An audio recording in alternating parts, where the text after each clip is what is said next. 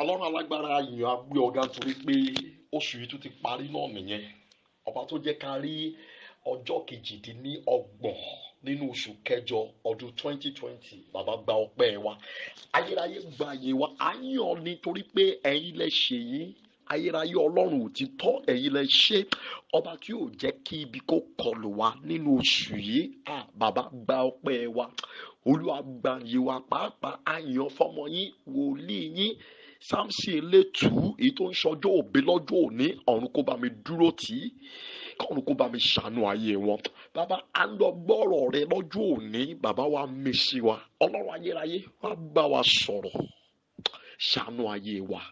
Ibi tá a bá ti ṣì ọ́, orí ọ̀fẹ́ tá a fi ń ṣe àtúnṣe gbé ìwọ̀ wa Olúwa. Jésù Olúwa wa, àmín. Ògo ni fún Ọlọ́run ní òkè ọ̀run. Ọba àwa máa rí di onílé ọlá. Ọba tó ní èmi ní má ṣe bẹ̀rù. À ń yìn torí pé òun ní lórí ayé wa. Bákan náà mo tún dúpẹ́ lọ́wọ́ Ọlọ́run fún bíṣọ̀bù wa àgbà His Grace the Most Reverend A.A. Akindeko J.P. V.P. Bàbá lórúkọ Jésù ọ̀run yóò tún gbé yín ga jù báyìí lọ. Àṣẹ dẹ̀ ti gùn.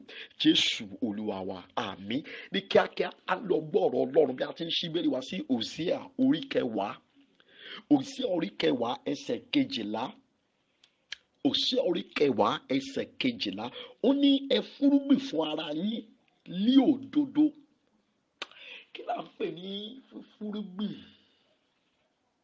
Wọ́n gbé nǹkan ni. Ẹni tó bá gbin àgbàdo ó ti di dandan kó ká àgbàdo. Ẹni tó bá gbin ẹ̀fọ́ ó ti di dandan kí ẹ̀fọ́ kó ká. A lè gbé ẹ̀fọ́ ká ní ká wá ká àlùbọ́sà, èèwọ̀ ni kò ṣeé ṣe. Gbọ́ nǹkan tí ọ̀rọ̀ Ọlọ́run sọ, gbọ́ nǹkan tí Hosea tó ń sọ fáwọn ọmọ Ísírẹ́lì nígbà ni tí ọ̀run sì wà ń gbẹ̀mí àti ẹ sọ àwa tí ìgbẹ̀yìn ayé dé bá. Gbọ́ nǹkan tí ọ̀rọ̀ Ọlọ́run sọ fún wa. Ó ní ẹ fúrúgbìn fún ara yín ní òdodo, ó ní kò kí ń ṣe ìkà. Oríṣiríṣi nǹkan ló ń ṣẹlẹ̀ lóde òní, abẹ́ẹ̀rí. Àwọn pásítọ̀ rádaràda kan wà tó jẹ́ pé àwọn ń bẹ́ orí sànù ni, àwọn ń fọmọṣẹ́ ṣó ni, àwọn ń ṣe nǹkan tó burú. Irú àwọn èèyàn bẹ́ẹ̀ wọ́n ti gbin ìkà, wọ́n ti gbin ikú, wọ́n ti gbin oró. Irú àwọn èèyàn bẹ́ẹ̀ ìjọba ọ̀run sì jìnnà sí wọn.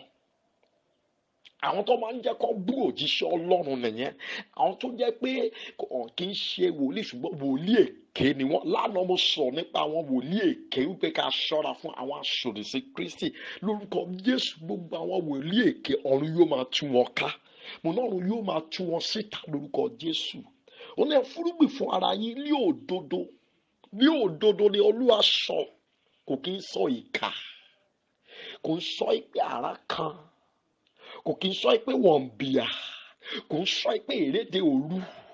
Kò kí ń sọ pé ẹ fúrúgbìn nínú olè jíjà. Kò ń sọ pé ká fúrúgbìn nínú àgbèrè ṣíṣe. Kò ní ká fúrúgbìn nínú ìwà àìmọ́.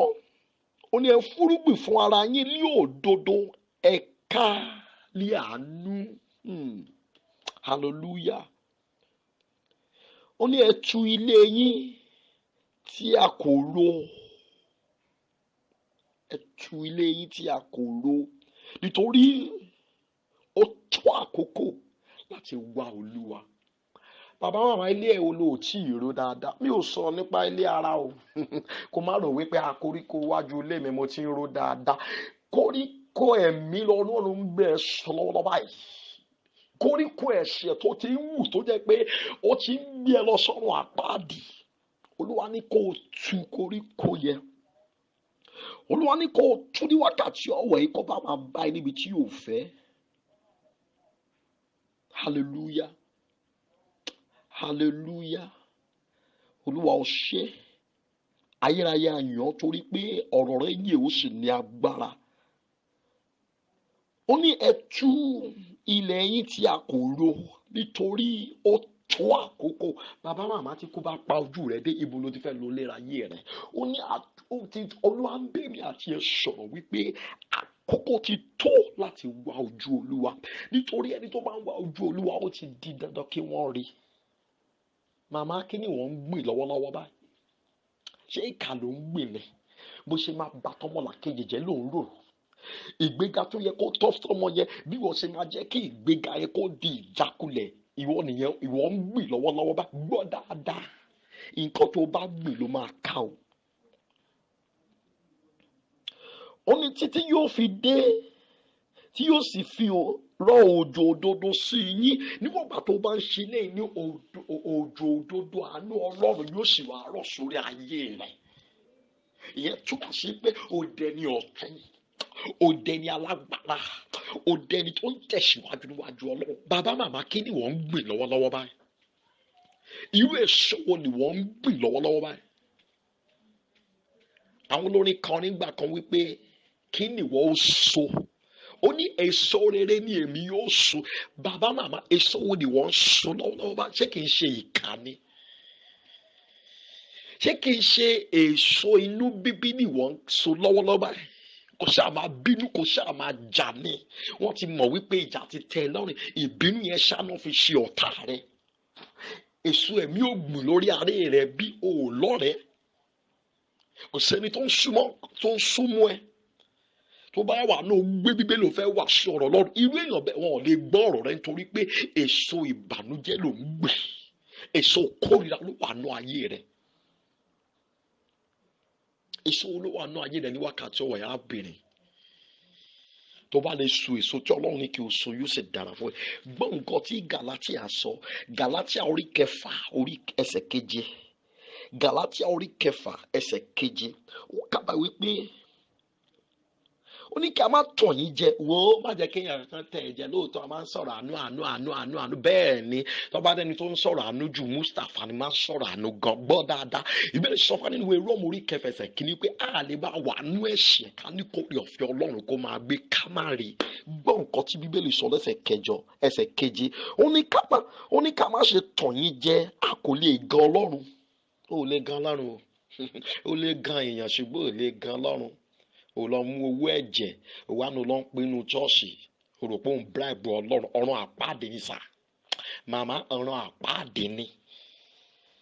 Ó ní kí a má ṣe tàn yín jẹ. A kò lè gan Ọlọ́run torí ohunkóhun tí ènìyàn bá fúrúgbìn òun náà ni yóò ká. Màmá, kí ló ń gbìn sí i? Ṣé kà ni? Wọ́n fọmọ síwájú ẹ pé kó bá wọn tọ́ ọmọ lọ́mọ.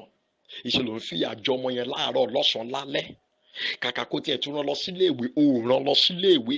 Kàkà kó ṣàánú àwọn òbí ẹ̀, ìṣe ló tún ń ṣe nǹkan tó burú fọmọ yẹn. Ó mọ̀ wípé ìdájọ́ ń bẹ lọ́run ni. Ó mọ̀ wípé nǹkan tó ń ṣe yẹn òun bà ọjọ́ iwájú rẹ̀ jẹ́ ni. Gbọ́ dáadáa. Ó ní nítorí ẹni tí ó bá fúrúgbìn nípa ti ara rẹ̀ ni yóò ká ìdíbàjẹ́. Ìjẹ́wọ́ tí ẹ fẹ́ ká ìdíbàjẹ́ lọ́wọ́ báyìí. Ó ní ṣùgbọ́n ẹni tí ó bá ń fúrúgbìn nípa ti ẹ̀mí, ó nípa ti ẹ̀mí ni yóò ká ìyè àìnípẹ̀kun. Tó o bá lè fúrúgbìn nípa ti ẹ̀mí, wo ayérayé ń dúró dè ọ́. Àìnípẹ̀kun ayérayé ó ń dúró dè ọ́. Nítorí ìdí èyí, ní káàdì kí nìkan tá à ń sọ. Àkókò rẹ láti wá ojú Ọlọ́run. Mo ní àkókò rẹ láti wá ojú Ọlọ́run. Àkókò rẹ láti ṣe ìfẹ́ Ọlọ́run. Àwọn ibi tó jẹ́ pé ó dàbí ahoro yẹn, ọ̀run ni kò lọ ṣiṣẹ́ lé lórí. Ọ̀run ni kí o fúrúgbìn fún ara rẹ ní òdodo, yóò sì ká ní àánú. Ní wákàtí ọ̀yà, àkókò rẹ fún ẹ láti tu ilé yẹn, èyí tí a kò ró. O ní láti tu wọ́n lọ́wọ́ báyìí. Ilé ẹ̀mí tí a kò ró, kó sì bẹ̀rẹ̀ sí máa wá ojú Olúwa. Wá ojú Olúwa bàbá, wá ojú Olúwa màmá, kí ó sì dára fún ọ. Jẹ́ kí n ṣe ìkádẹ bá ṣe ń lọ sí Hébérù orí 12 ẹsẹ̀ 1.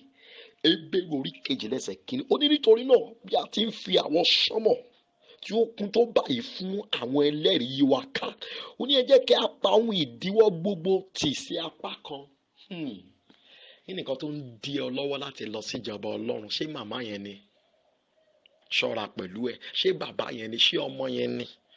Ṣé ọ̀rẹ́ rẹ ni? Ìbéèrè ni kó mú kó pàtì sí apá kan. Kí ni nǹkan náà? Ìwọ mọ̀ dáadáa ju àwọn mìíràn lọ. Kí ni nǹkan tó jẹ́ pé ó lè dí ẹ lọ́wọ́ ìjọba Ọlọ́run? Ọ̀run ni kó pàtì sí apá kan. Àti ẹ̀ṣẹ̀. Ó máa mẹ̀ṣẹ̀ yẹn. Tábàdé ká bẹ̀rẹ̀ sí máa dárúkọ àwọn ẹ̀ṣẹ̀, ilẹ̀ aṣú, ilẹ̀ amọ́mà ni. Ó máa mú àwọn ẹ̀ṣẹ̀. Wọ́n ní àti ẹ̀ṣẹ̀ tí ó rọrùn láti dì mọ́ wa. kí a sì máa fi sùúrù sáré ìje tí a gbé ka iwájú wa. Kí ni eré tí a gbé ka iwájú wa? Jésù mà ní. Ó ní kí a máa wo Jésù olùpilẹ̀ṣẹ̀ àti aláṣepé ìgbàgbọ́ wa. Hallelujah. Máa wo Jésù báyìí màmá, òun ló lè ṣe. Bó dẹ̀ ṣe ń wo Jésù yóò dára fún ọ ní orúkọ ti Bàbá àti ti Ọmọ àti ti Ẹ̀mí Mímọ́. Àmín. Ẹ jẹ́ á gbàdúrà. Ọlọ́run ayérayé yọ̀ nítorí pé wọ́n lọ́ba tó ń gbọ́ àdúrà wa. A dúpẹ́ nítorí pé o ti bá wa sọ̀rọ̀ láàárọ̀ yìí. Agbára torí ọ̀fẹ́ tá a fi ń ṣe ìfẹ́ rẹ, Olúwa gbé wọ̀ wá Olúwa. Ọlọ́run májẹ̀mú, ó yá gbé wọ̀ wá Olúwa. A gbàdúrà fún gbogbo àwọn ọlọ́jọ́ ìbí lọ́jọ́ òní o. Lórúkọ Jésù ó ti dára fún yín. Mo ní lórúkọ Jésù ó ti dára fún yín. Àní bàbá wa Samson Létò, orúkọ Jésù ó ti dára fún yín. Gbogbo àwọn pátápátá tí wọ́n ń ṣe ọjọ́ ìbí, orúkọ Jésù àánú Ọlọ́run kó wà pẹ̀lú yín. Ó dẹ̀ ti dára fún yín. Mo gbàdúrà fún bàbá yẹn àti màmá yẹn, ìjọba ọ̀run wàá fi ṣèrè jẹ. Gbogbo tó ń dé mi àti ẹ lọ lórúkọ Jésù, ọ̀run kó palẹ̀ mọ́ lórí ayé wa ní orúkọ ti Bàbá àti ti Ọmọ àti ti Ẹ̀mí Mímọ́. Àmín.